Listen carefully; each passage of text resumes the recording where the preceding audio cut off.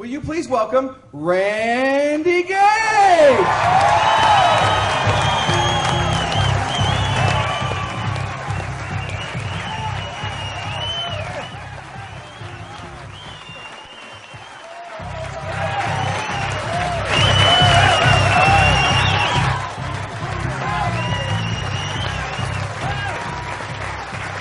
Thank you.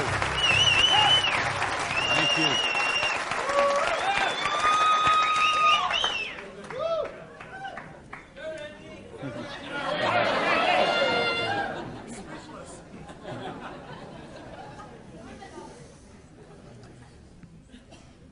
So what do you do when your dream dies? Do you sit down and cry? Do you give it up and let it die? Or do you give it one more try? Let me tell you the way it worked for me. I came to work one morning about 11 o'clock. There were two people sitting in a car waiting for me, and I got there. And see what had happened, let me tell you the preview to this. I had a restaurant, bought it with a partner of mine. We kind of bootstrapped the thing. Didn't really have enough money to start it like we should have. We tried to grow it as best we could, but we didn't pay the taxes, you know, and we struggled by and borrowed from this account to that account and this account to that account. And eventually I bought him out, and I sent a letter to the IRS, who's the tax agency there in the States, and said, I'm the new owner here. We've had some problem with taxes. I want to make this right. Let's work out a payment plan. And I never heard anything for 3 months. So I sent a check in there. Here's a deposit, $1,000, good faith. Didn't hear anything for 3 months, so I sent another check, another letter. Never heard a thing for a couple of months until that morning. They're waiting on the car. You Mr. Gage? Yes. I'm Agent so-and-so. This is Agent so-and-so. We're here from the Internal Revenue Service. We have your letters here. We have your files here. And we know you have $15,000 in back taxes. So we need that money. There's a 100% penalty because they were not filed. So that's $30,000. And then there's the late fees and the interest payment and the this and the that. And we need $37,000 today, or we're going to seize your restaurant. So I was like, I must have left my checkbook at home, right? And so I called my lawyer, I called my accountant, they all said the same thing. There's nothing you can do, Randy. You've got to work something out with these people. And I remember hiring a consultant who used to be an IRS agent, and she negotiated with him. She called me one day and she said, Randy, we're at the end of the road. The way they keep compliance is they have to set some examples sometimes, and you had a busy delivery business and they saw those cars going all the time with the signs on them, and they need to make examples, and they just want to make you an example.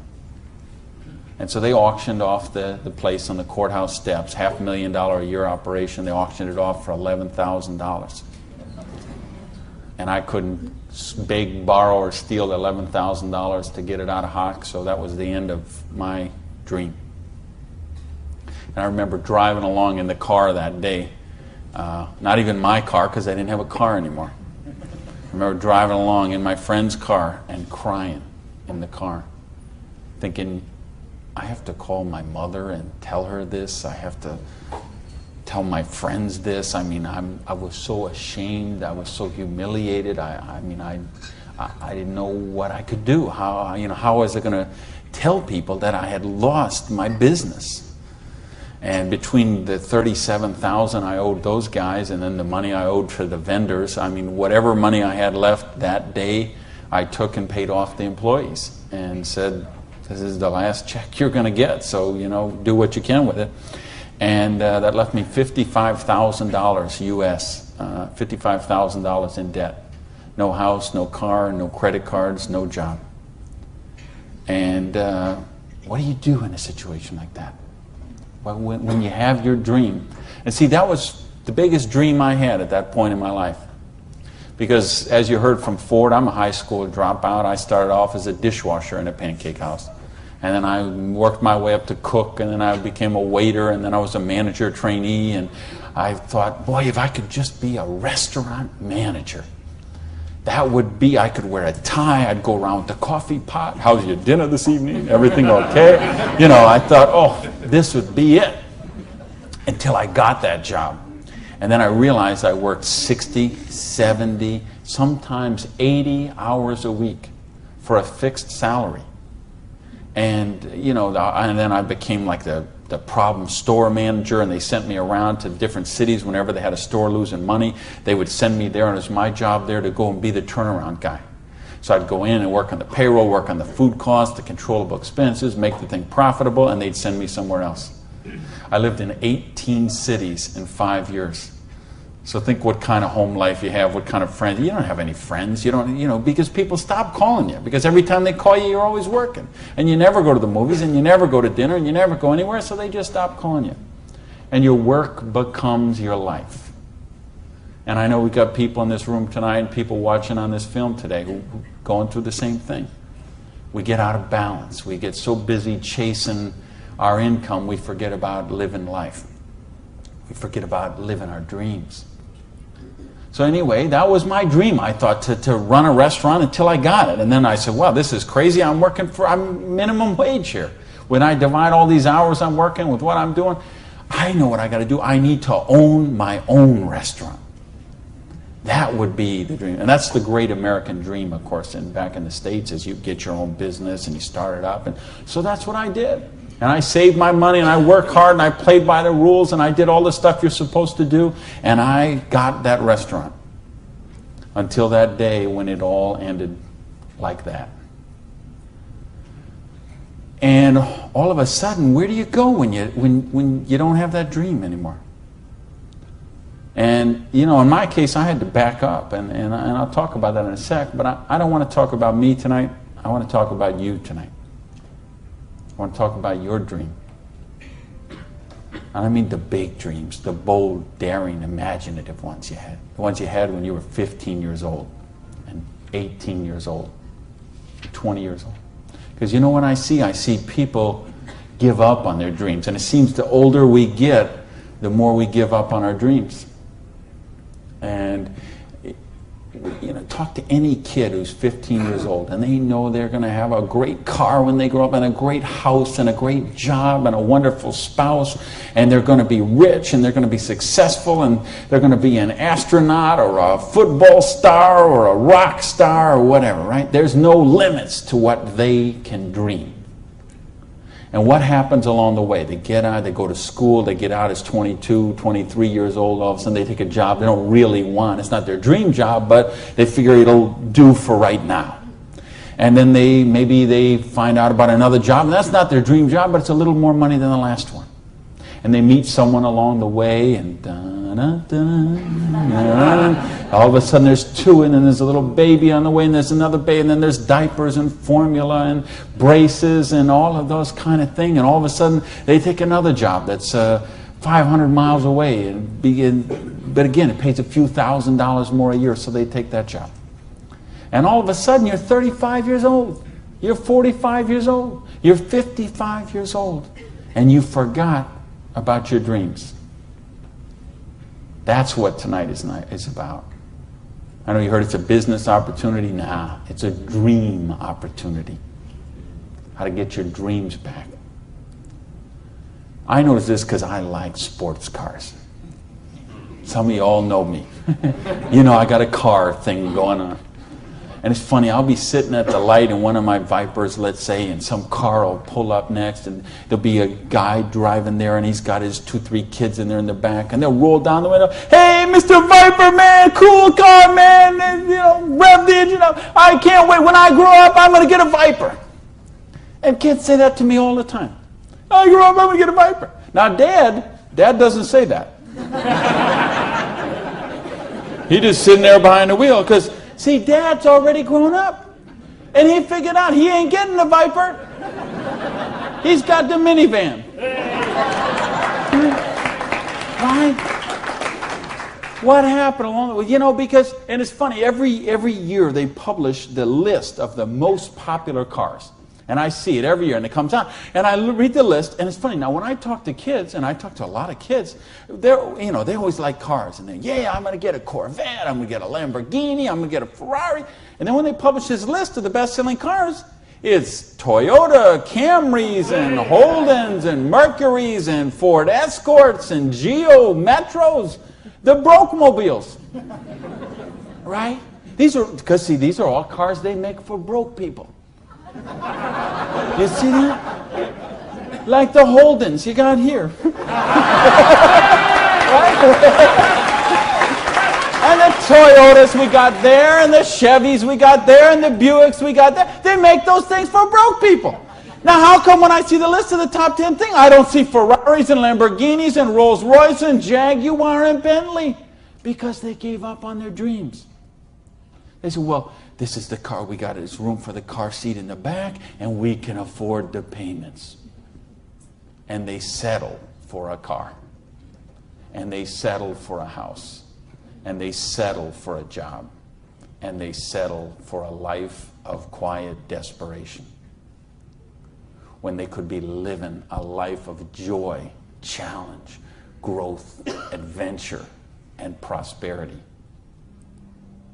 That's what tonight's about. I want you to think about, really, here's the challenge I would give you. I want you to think of 5 things you would do, have, or become if money was no object. I mean, really think about this, okay? You don't have to write it down. I just want you to think about it. But think about if you had Bill Gates' kind of money, if you had Larry Ellison's kind of money, if you were one of these .com billionaires, would you be driving the car you're driving right now that you got here today in? How many people, tell the truth now, if money was no object, how many people would have a different car in the parking lot tonight? Okay. Now, if money was absolutely no object, you had 30, 40, 50, 60 billion dollars, how many people would have a different roof over their head when they went home tonight? How many people have a better wardrobe? Ladies, how many of you would have bigger closets? Right? Yeah. So this tells me something.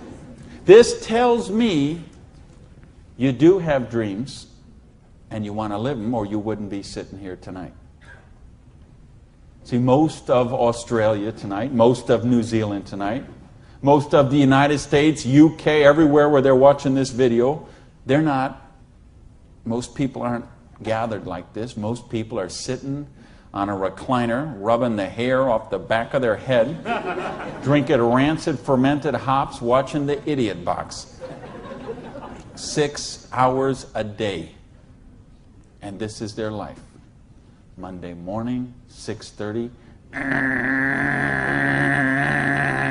The alarm clock goes off. And they get, hit the snooze bar. If I could just get 15 more minutes. And they wait 15 more minutes, and they hit the snooze bar again, and they get 10 more minutes. And then they got to get up, and they rush in the shower, and they drop and jump in the car, and they buy their breakfast through a drive-thru somewhere, and then they go to a job they don't like or actually hate.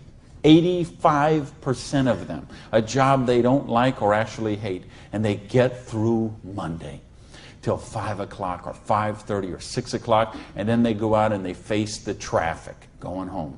They probably get drive-through dinner somewhere, dinner in a bucket to take home to the kids, get in front of the Idiot Box and sit there in a coma till they fall asleep, or they crawl into bed until Tuesday morning, 6:30, it starts all over again.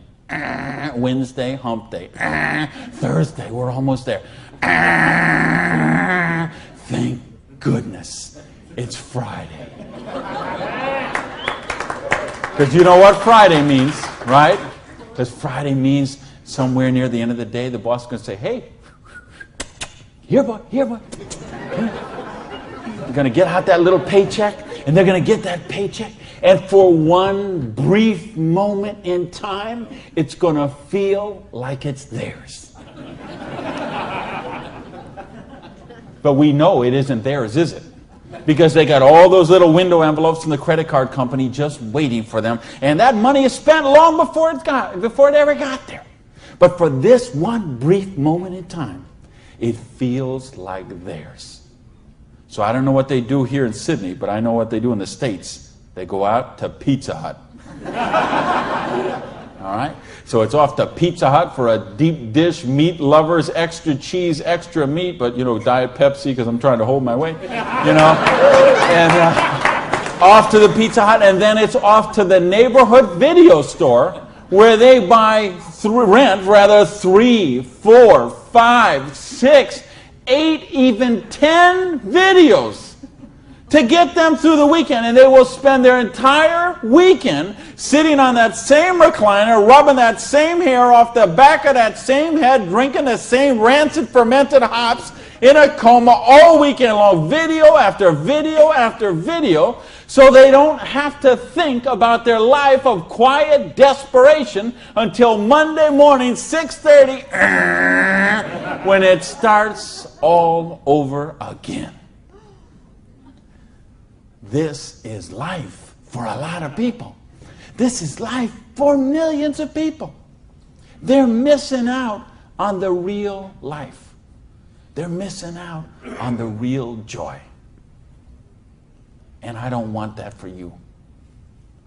I didn't come 12,000 miles here to tell you what you want to hear. I came to tell you what I think you need to hear. We got a business here that offers you a chance with unlimited income potential. It's a business to help you be successful while you're helping other people reach success. You choose the hours you work. You pick the people you get to work with. I mean, do you know what a joy that is? Just to be able to pick the people instead of those slobs you're working with. Right?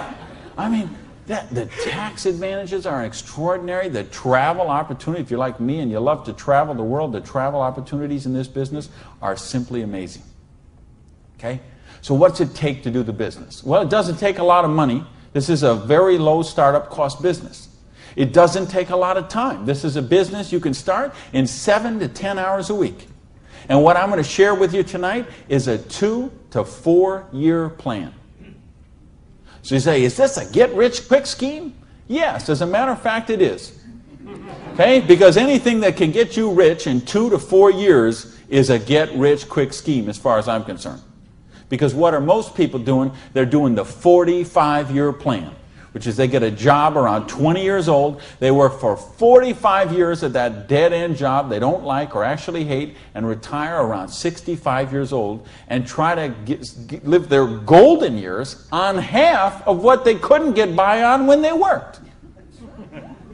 Do you get that? You know, your retirement's about half of what, and I've been in all the country I've been in. I can't tell you how many different countries, and I've been in socialistic countries and free enterprise countries and everything in between, and I can tell you the retirement security, it's the same in all those places.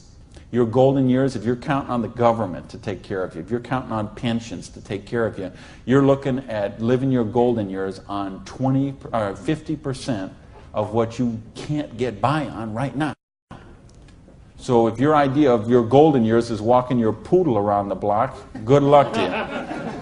But if you think you're going to travel the world and go see your grandkids and live a wonderful life of leisure, you better take a very good look at what we've got to show you tonight.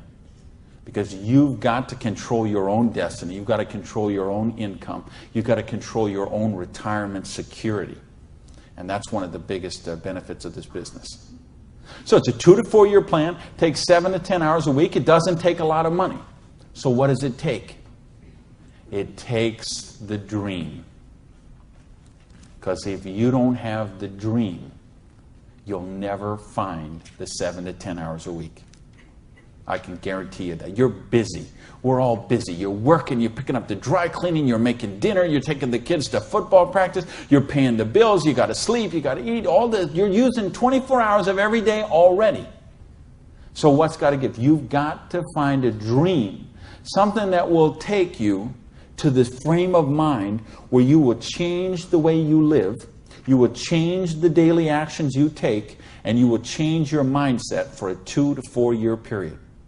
So that alarm clock will go off at 6:30 in the morning. You'll get up, you'll have your breakfast, you go to work, you'll work 8 or 9 hours at your job, you'll get out of the job, you'll run somewhere, grab a bite to eat, and go somewhere and work for another 3 hours in the evening. When you could be home watching TV, when you could be with your kids, when you could be with your family, when you could be watching a football game or something else. But you will make a sacrifice. You will say, I will find the 7 to 10 hours a week for 2 to 4 years to build my freedom, to build my security, to build my independence. And don't tell me, ladies, well, I can't do that because of my kids. Let me tell you what I say to that. Don't use your kids as an excuse not to do the business. Use your kids as the reason to do the business. So you can raise your own kids instead of paying someone else to raise them for you. You know, people drop their kids off at a daycare center at 7:30 in the morning and pick them up at 5 o'clock at night. Those poor kids couldn't pick their mother out of a police lineup.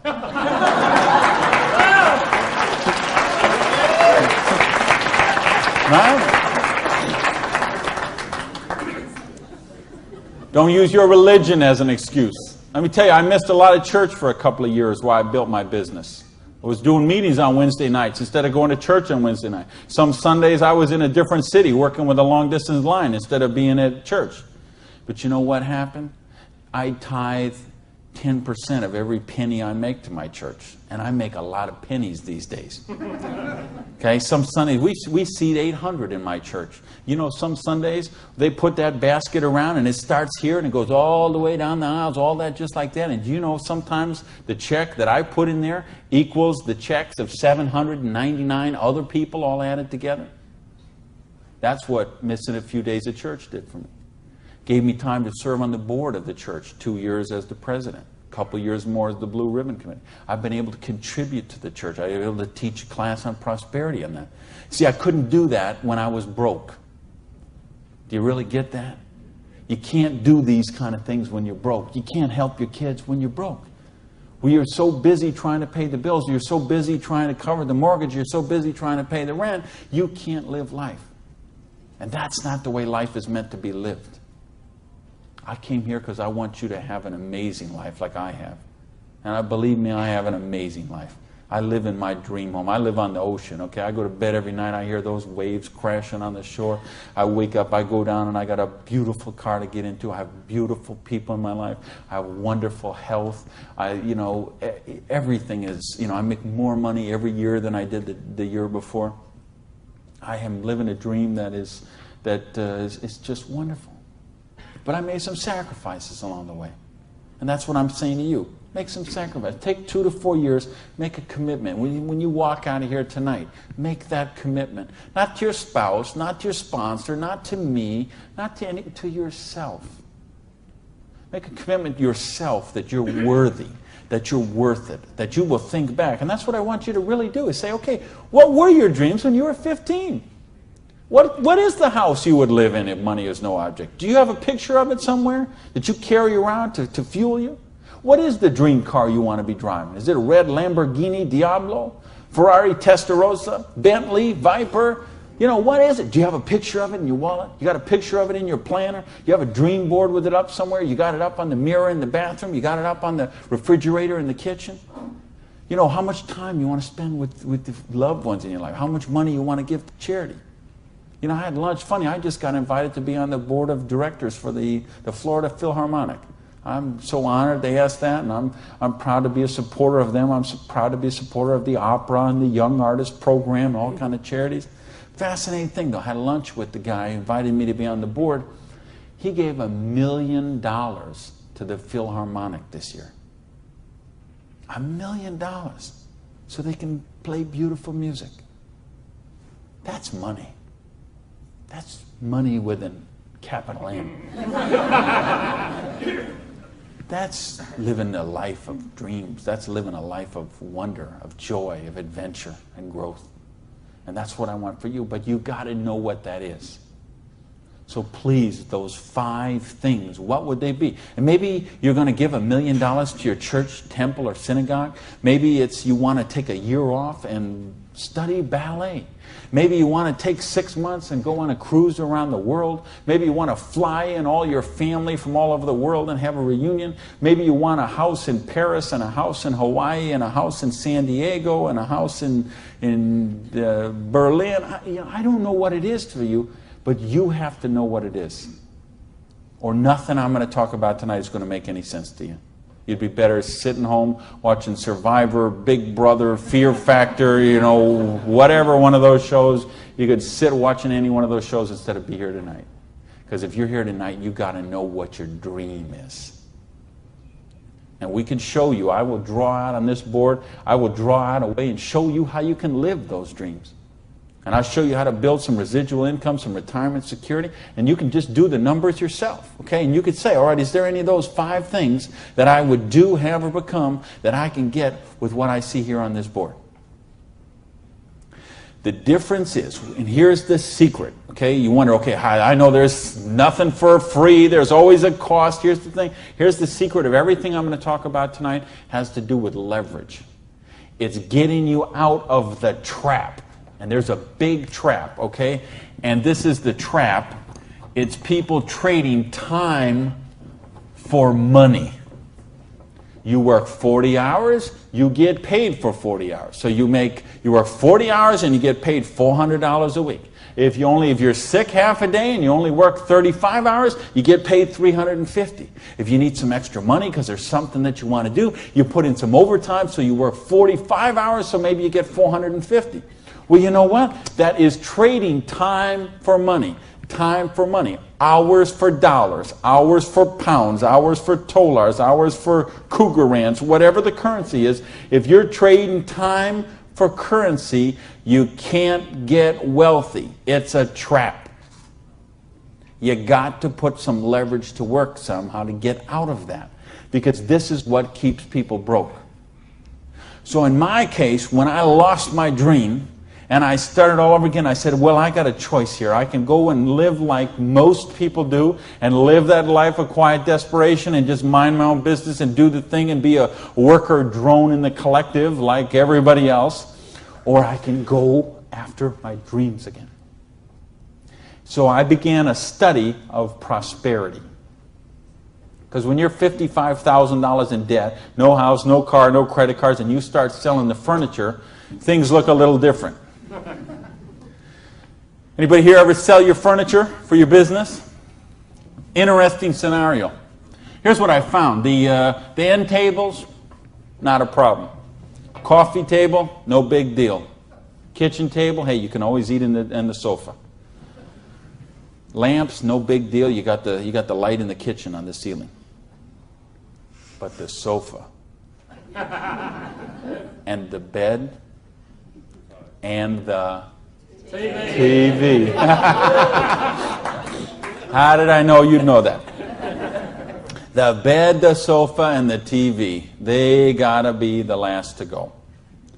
Because see, I don't know if you got it here, but what we have in the States, we have infomercials on all night long. So once midnight hits, these infomercials start, and they're all about how to make money. So what do you do when you're $55,000 in debt and you're sleeping, with no furniture and whatever? You sit up all night and you watch infomercials. And then you sleep all day and you're so depressed, and you get up and you read the one ads and you think you don't even have bus fare to go to the job interview, and you think how miserable your life is, and you eat macaroni and cheese 3 times a day, which is what I did for weeks and weeks and weeks. So I'd get up, sleep, mope around, eat my macaroni and cheese, and then midnight would start the infomercials. And I remember we had a Vietnamese guy named Tom Vu. I don't know if you ever saw that here, this infomercial. He had one of those courses on how to buy real estate, no money down. So one night, it's 3 a.m., I'm sitting on the sofa. Tom Vu comes on. He says, "You, sitting on the sofa!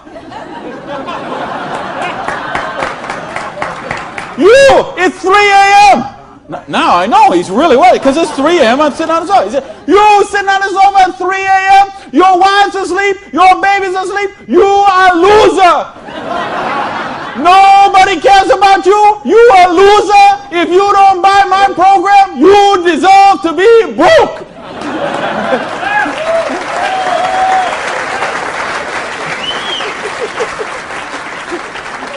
And I'm like, oh, if only I could afford this, bro. But of course, I didn't have the $199 or whatever it was. So, and eventually, of course, the sofa had to go, the bed had to go, and then the TV had to go. And then something else had to go. And that was my mindset. My victim, loser, woe is me, oh, the circumstances are against me. That mindset had to go. And I had to say, okay, I am sick and tired of being sick and tired. I am sick of being broke. I am sick of being sick. I am sick of being stupid. I'm sick. The truth is I wasn't even broke, okay? Because I would have needed $55,000 to qualify for broke. Okay? I would have been happy to be broke at that point in my life. Okay? At that point, I would have been happy to have an alarm clock going off at 6:30 waking me up. Now, is that the dumbest invention you ever heard, though, an alarm clock? You're supposed to wake up when you finish sleeping. But, right, what do? We stuck in the thing. So now at this point, I wouldn't have been happy with an alarm clock. Okay, but I started a study of prosperity. And here's what I found. 2 secrets of prosperity. If you want to be wealthy, secret number 1, you have to be your own boss. You ain't going to get rich working for other people. If you've got to get a job as president of Disney Studios or, IBM calls you up and wants you to be the vice president of operations, maybe you're going to make a lot of money. All I know is those people weren't calling me, okay? And they may not be calling you, okay?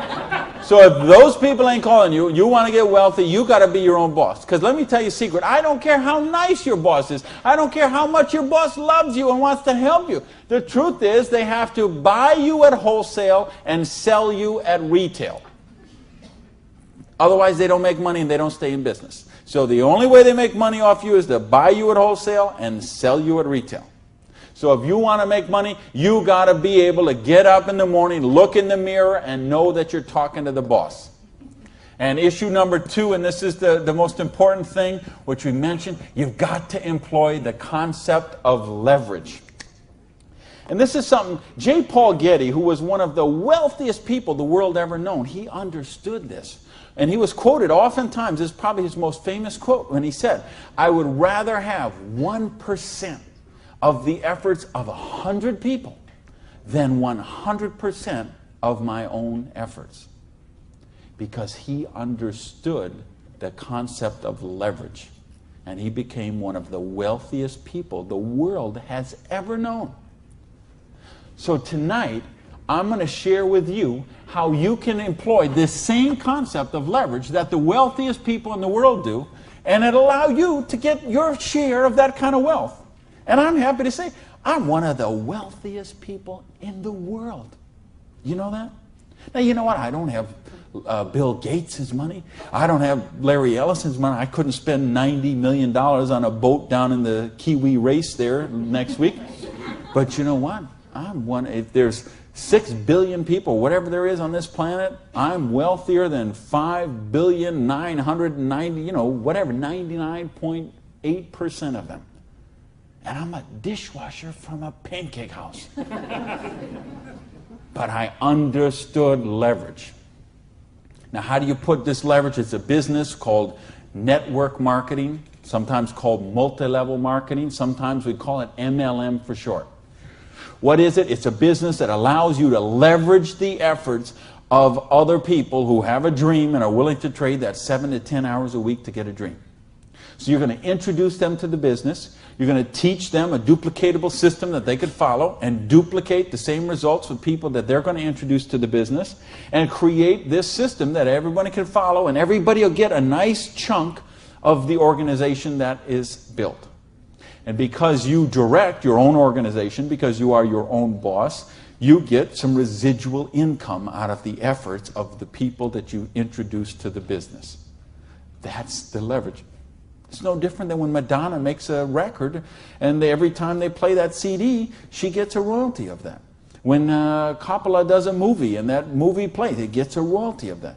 This is how the average person can get leverage. See, if you got money, leverage is not a problem. You can leverage your money.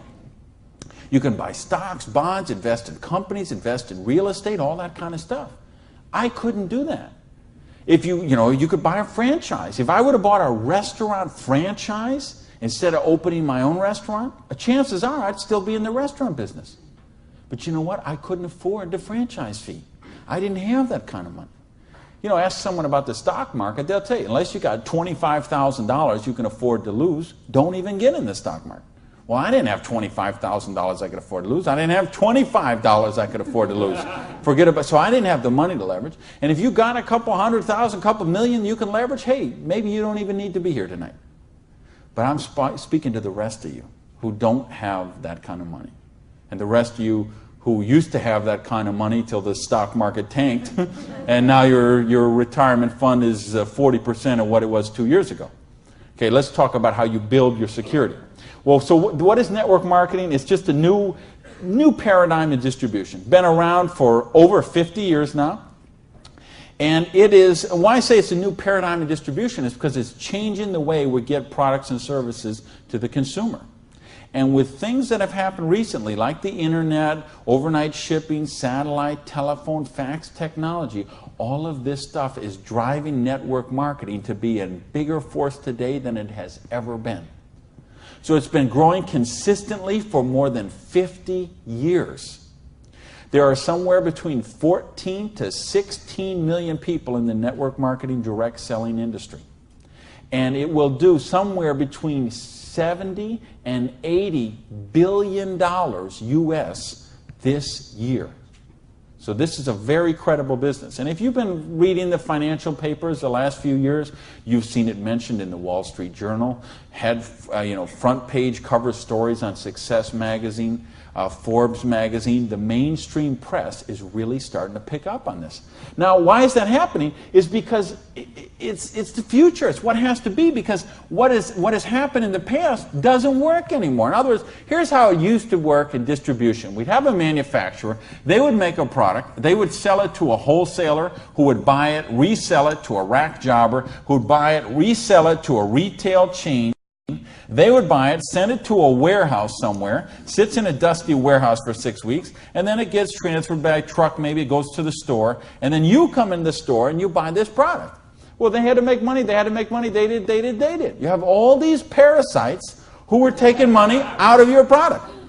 I say, why am I calling all those people parasites? Well, it's not that they're not nice people, it's just that made sense 100 years ago. It doesn't make sense today. Because today, we can have a network marketing company manufacture a product and send it direct to a distributor who in many cases is the end consumer, and in other cases is just conversationally marketing the products with their friends, neighbors, and relatives, and we eliminate all these other people in the middle. So look at the difference. This made sense 100 years ago. Something came by boat over here. Maybe it went from California, it went on a ship, came to the East Coast here, and then it was transported across to Australia, over to the outback.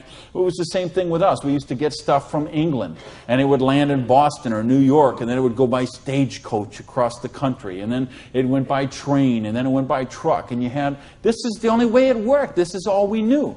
Then we got fax machines, we got the internet, we got Federal Express, UPS, overnight delivery, we got 800 telephone numbers, we got fax machines. All of a sudden, this doesn't work anymore. It's a broken model. Why do you think so many businesses have been in bankruptcy in the last 5 years? And I mean big name, 100, 200-year-old companies, retailing giants like Macy and stalwarts that we would think have been around forever. They went into bankruptcy court. Why? Because they have a broken distribution model. This is the model of today. This is the model of the future. And with what we're doing now with internet and 800 numbers and ordering, this is going to get just bigger and bigger and bigger. So what this does is this allows you an opportunity to participate on a new paradigm in distribution. I want you to think when fortunes were made. They're made in revolutions. The agricultural revolution made a bunch of rich landowners. The industrial revolution made a bunch of rich factory owners and business owners. If you think of Carnegie, the steel, the Amoco people, the Standard Oil people, the Henry Ford and the Chryslers, and think of all the old money today. It all came from the families we know today. It came from the Industrial Revolution. So now we have the distribution revolution. So what this means is that 50 years, 75 years from now, there's going to be a meeting at a hotel somewhere in Sydney, Australia, and they're going to say, think about the old money today, the Gage money, the Hawkins money, your money, and say that was made in the distribution revolution. Because they saw the power of the internet, overnight shipping, fax machines, 800 number, and how to put all this together into the new paradigm of distribution. This is what we're in right now. And I believe the next 2 years is going to be the biggest years of growth in the history of the industry. And you could be a part of it. Well, your income 40 years from now is going to be present on what you do for the next 2 years.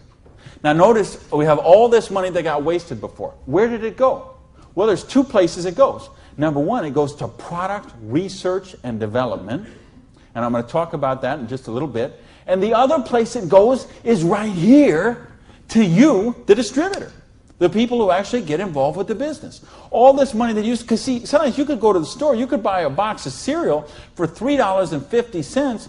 The actual cereal, the cost of that cereal might be 40 cents, 35 cents. What is all the rest of that money? It's all this wasted layers of distribution. So see, that isn't necessary anymore. So that money gets freed up, and because you are a pioneer of the industry, because you are somebody with a vision and a dream, and you're willing to trade the 7 to 10 hours a week to get the dream, you are going to cash in about that. I want to sketch out how the business really works, so you get an idea how the money takes place and how you can participate in that. I guess, is this? I think this is, I found the secret. You do it a little different here down under. All right, let's talk about how you make money in the business. You, not me, not them, you. How do you make money? Well, you got a dream. You're willing to trade 7 to 10 hours a week for 2 to 4 years to get your dream. So you sponsor in the business. Okay, you make that commitment. Your sponsor says, all right, I'm going to work with you, train with you. What we're going to do is we're going to help you identify, and I'll use this as an example, 6 people who you know who have a dream and would be willing to trade 7 to 10 hours a week to get the dream. Fair enough? Everybody follow me so far? Everybody follow me so far? All right, just making sure you're not nodding off over there. All right, now let's suppose that everybody involved in the business produces a volume this first month that you get involved in the business of $100. Now notice I didn't say $1,000 or $10,000 or $100,000. I said just $100. Why? Because I want to show you this is very simple, very duplicatable, very doable for everyone. The secret of this business is leverage. We have a lot of people doing a little bit, just 7 to 10 hours a week. So now if you and each of the 6 people you introduce into the business produce a volume of $100 the first month, you'd have $700 worth of volume in your organization, right? Now we have a lot of different companies represented here tonight. It's all kind of different pay plans. But I think you're going to find as an average, what you're going to see in the business is you can make about 10% of what your organization does in volume. So if you had 6 people plus yourself, everybody did $100, you'd have $700 volume, so you'd make $70 your first month in the business. Now you say, come on, Gage, you brought me here for $70 a month. I can't even wash my Lamborghini for $70 a month. I understand. But see, believe me, I understand. I know what it's like to keep cars clean. But this is just month number 1. And how much, if you're a doctor, and by the way, if you're a doctor, if you're a lawyer, if you're an accountant, you know what plan you work under? Trading time for money. Just like the bus boy at the Denny's restaurant, the doctor, the lawyer, the accountant, trading hours for dollars, same thing. So how much did you make when you learned to be an accountant? You probably went to school for 10 years. While you learned to be a nurse, when you learned to be a doctor, when you learned to be a lawyer. Think how many, you didn't make anything. So don't be crying about your lousy $70 here, okay? Because you're learning the business. Because look what happens next. Now the second month, we're going to say, we're going to help you help your people. We're going to teach you that duplicatable system to teach your people. And we're going to have them, now we're going to say they're not quite as bright as you are, okay? They didn't quite get this as good as you did. So they each got 5 people that they're introducing to the business, all right?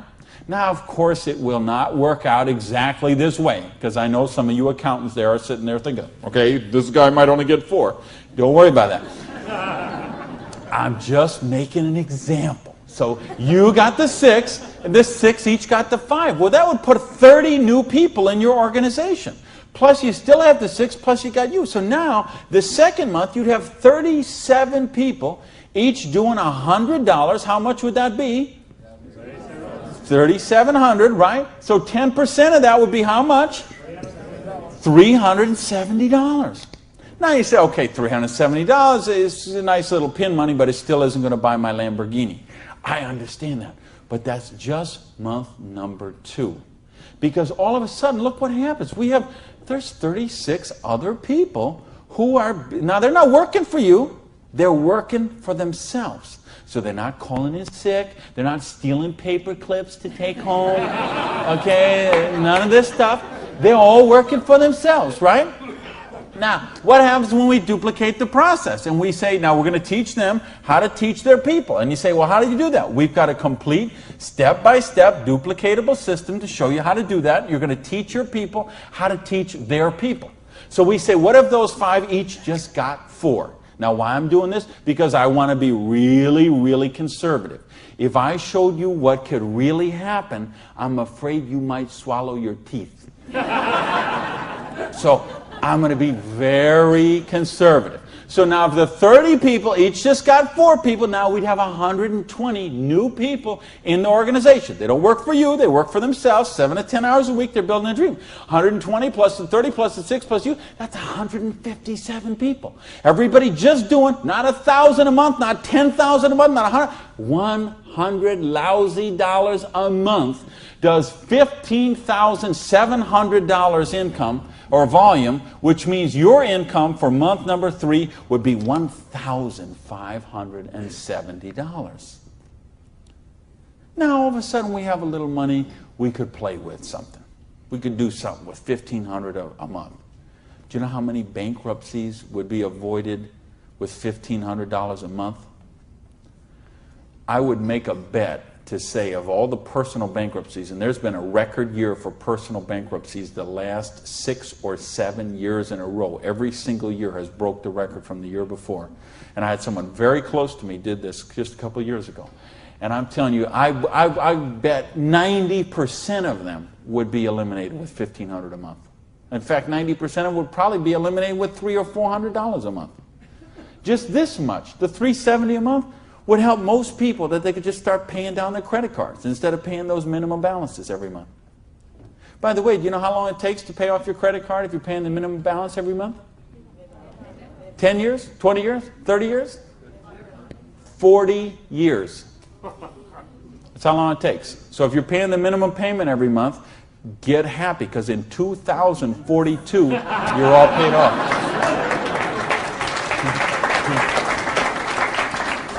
All right, now we're going to go down one more level. Now we're going to say, what if the 4 people each just work with 3 people? Now again, everybody's not going to do it this way. Some are going to do it more, some are going to do it less, but I just want you to see how it works. Now the 120 people each do 3 people. That give us 360 people, plus the 120, plus the 30, plus the 6. This comes to how many? Somebody help me. I'm a high school dropout. 500 and something. 517, is that right? Who's here? Somebody good in math? So 517 times 100 is $51,700 volume in your little business that you got no employees, no office, no overhead. You're running this from your kitchen table or your spare bedroom or your hallway or your closet. And you're doing $50,000 volume a month. Do you understand? We can leave this hotel. We can go down the street, Elizabeth Street. We can go onto Oxford Street. We can go to Liverpool. And we can find shop after shop, beauty salon after beauty salon, store after store, dry cleaner that are not doing $50,000 volume a month. And you're doing it out of a part-time business 7 to 10 hours a week. Why? Because you're using leverage. Do you get this? Yes! Because, I mean, do you really get this? Yes! Because, let me tell you a secret. If you get this, you're not going to sleep very well tonight. Believe me, I have spent many a night just laying on the pillow, looking at the ceiling and seeing 6 get the 5, get the 4, get the 3. Okay? If you understand this, now we're talking $5,170 a month. Now, you know what? I did that in 4 months. It said 1, 2, 3. What if you didn't do that in 4 months? What if it took you 6 months? What if it took you 10 months? What if it took you 2 years? I told you it's a 2 to 4 year plan. Okay? And I know what some of you are thinking. All right, but what about if this guy here drops out? We got it handled. Okay? We have a thing called dynamic compression, and so we know when someone drops out, we eliminate that volume, we move up the next qualified person, and the whole organization moves up. So we got that covered too. Okay? So, but what if you didn't do this in 6 months? What if you didn't do it in 10 months? What if it took you 2 years? Would it be worth trading 7 to 10 hours a week for 2 years to have an extra $5,170 a month? Yes or no?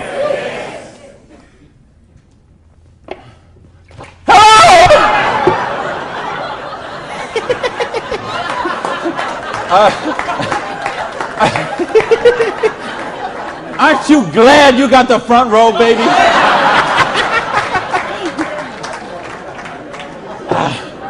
Now, let me get some more water here.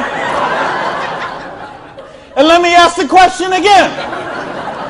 Would it be worth trading 7 to 10 hours a week for 2 to 4 years to get an extra $5,170 a month? Yeah! All right. Thank you.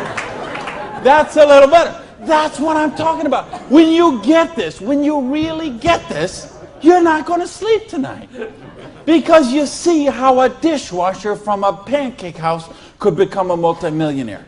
You see how a farmer's wife from Utah could make $80,000 US a month. You see how a woman with 2 kids and an abusive husband could leave her husband and become a multimillionaire. You see how people on welfare can build complete financial independence. And they can do it with integrity. They can do it with honor. They can do it with helping other people, giving value, contributing. That's what we got to offer here. So see, now you say, okay, all that sounds good, it looks good, but what's the problem? What is the $100?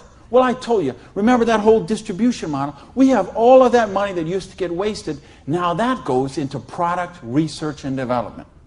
You will see some of the most cutting-edge, state-of-the-art products in network marketing that you won't see anywhere else in the world today.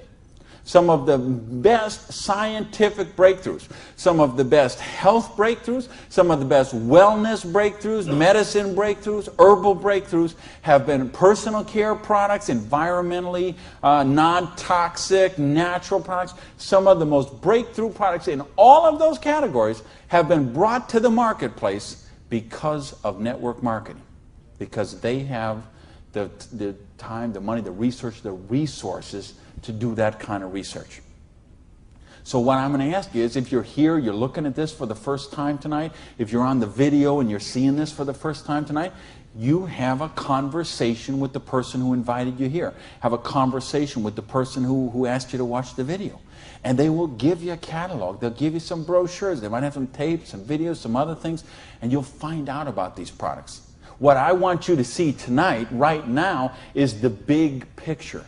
how the distribution model works, because this is how fortunes are made.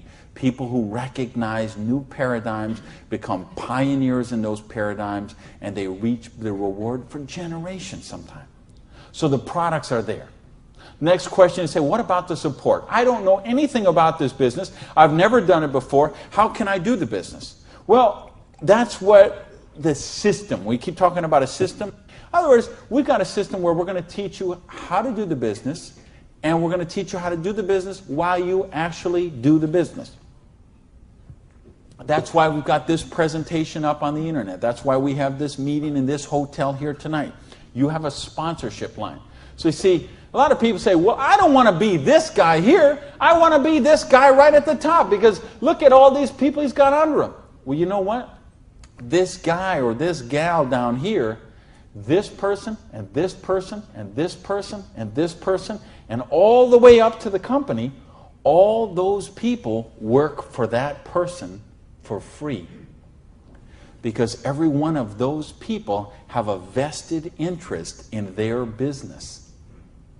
So you want to have 150 people between you and the company, because they all work for you.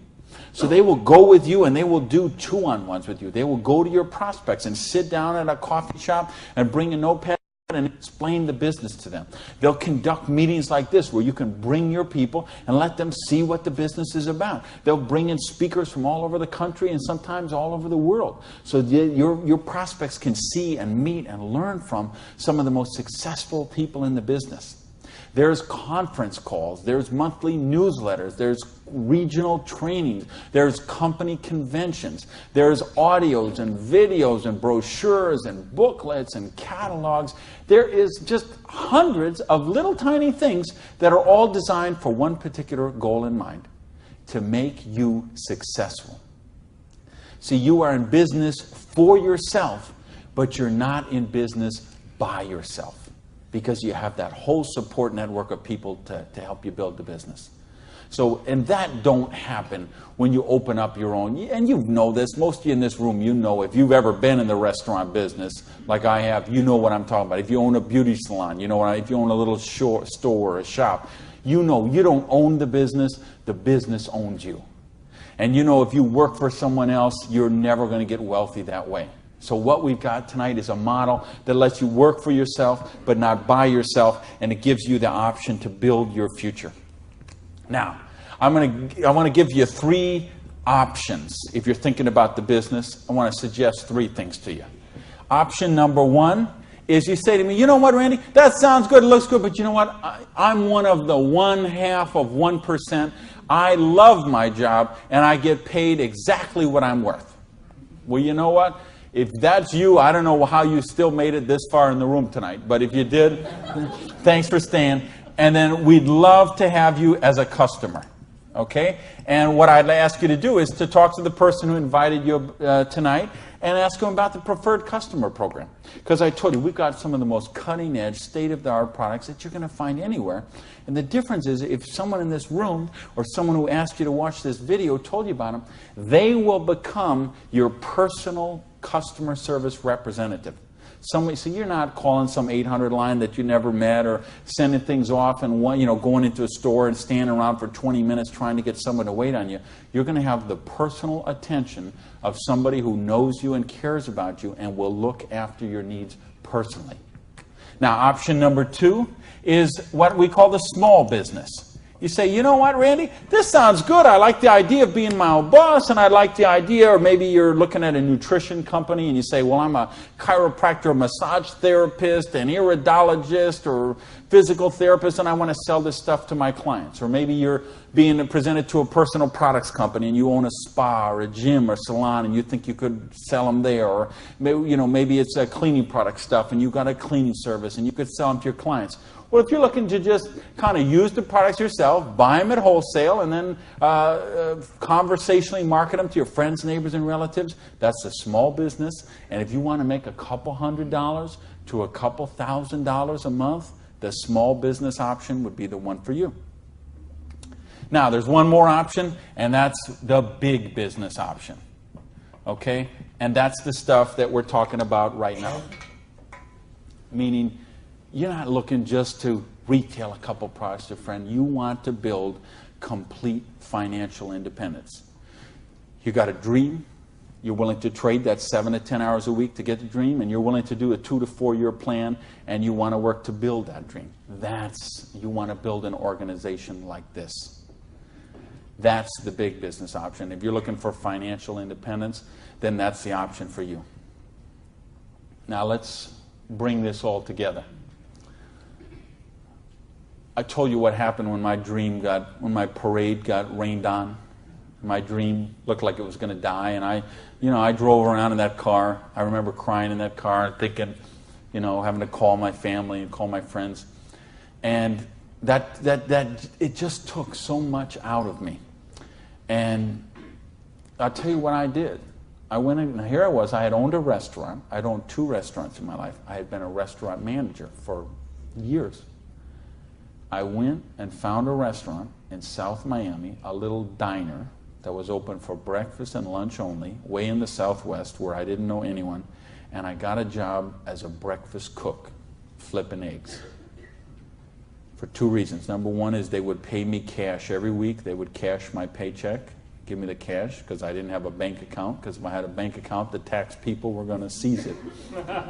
So I needed someone who would pay me cash, and I needed to go get a job and just make some money to buy macaroni and cheese.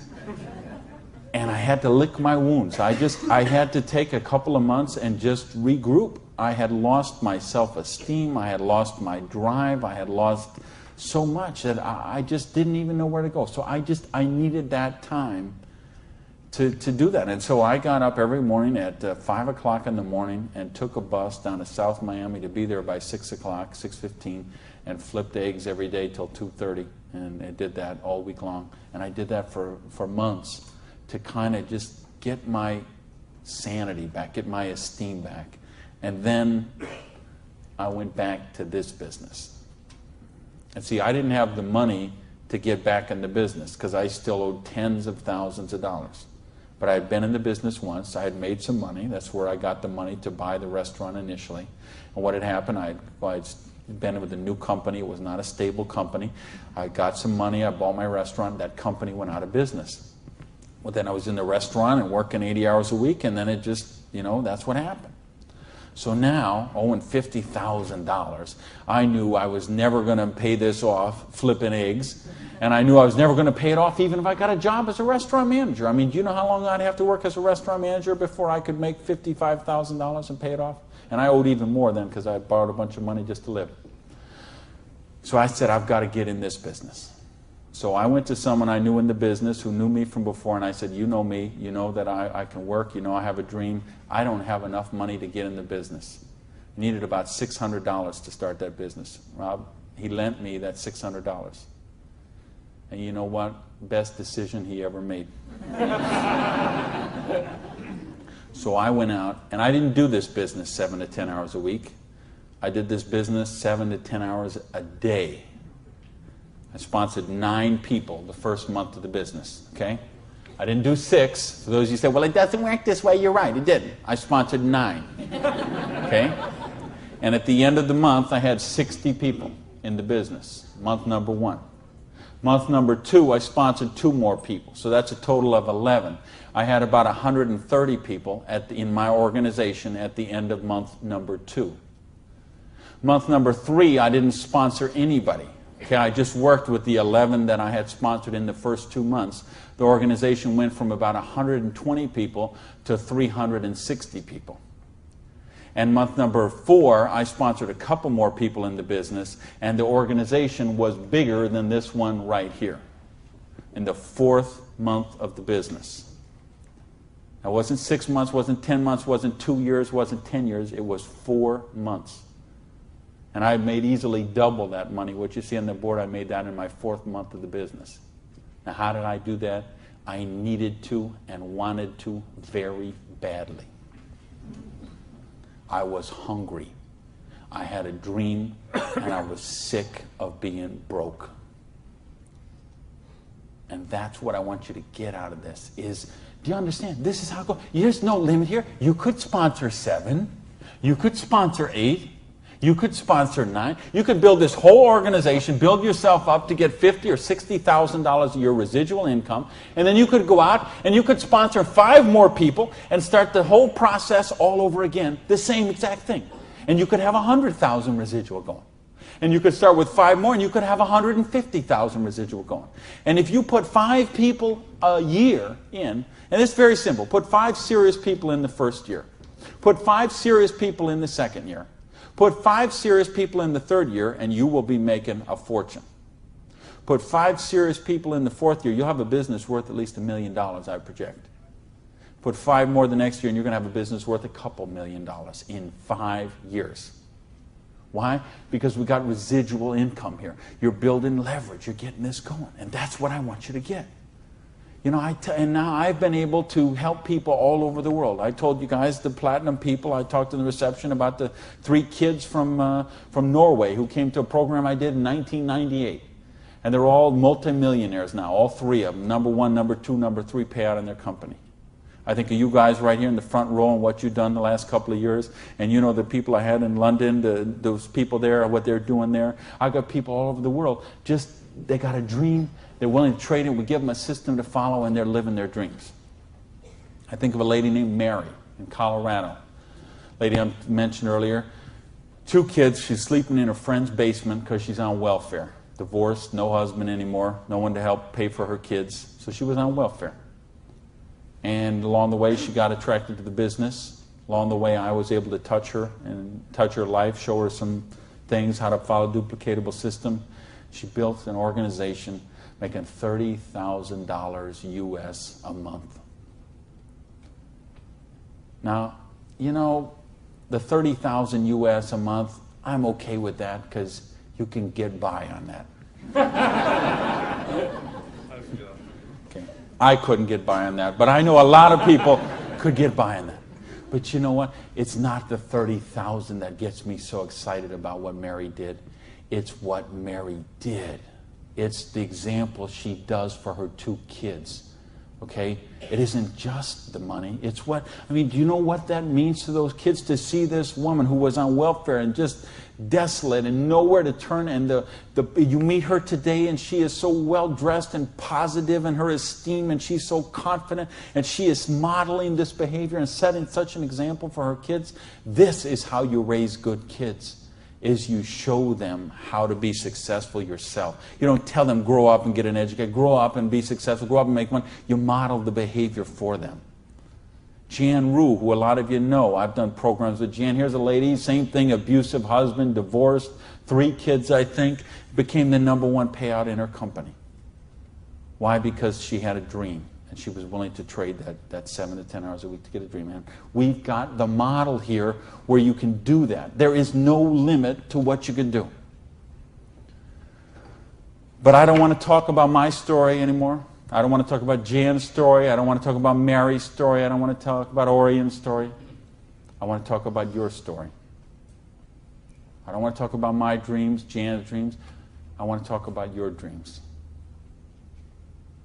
You know, go back to where we said earlier. Is there, did this kind of thing, if you did this in 6 months, a year, 2 years, is there something on your list of 5 things you do have or become you could do with the down payment, with what we're talking about there?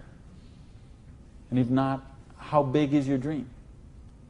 How are you willing to pay the price? Are you willing to live your dreams? Because if you are, we've got the business that will allow you to do that. So I got a couple questions for you, and then I'm out of here. I'm looking for 1-word answers. Question number 1. Do you believe you're really worthy of success? Yes! Question number 2. Are you really willing to live your dreams? Yes! Baby! And question number 3, the last question, and I'm looking for a 1-word answer once again, and you better blow the roof off this joint, because that's it, and I'm out of here. Because all of this, all of these numbers, all these things, it all goes back to this one circle. These are not circles. Every one of these represents a person, and this circle right here represents you. And this thing only works if you believe in you. If you believe you are worthy, if you believe you have a dream, if you're worth that dream, if you're willing to trade that 7 to 10 hours a week to live that dream, if you're willing to not let your dream die. You're not willing to sit down and cry, even if you have to sit down. I had to sit down and cry. But you're not willing to give up and let it die. You promise yourself, you make yourself, you commit yourself to give it one more try. So the last question I'm asking you is based on everything we've talked about tonight, everything you know about this business now, everything you know about the person who invited you, everything you know about you and what you are and what your dreams are. I need to know, are you willing to give it one more try? Yeah! Thank you. Good night, everybody.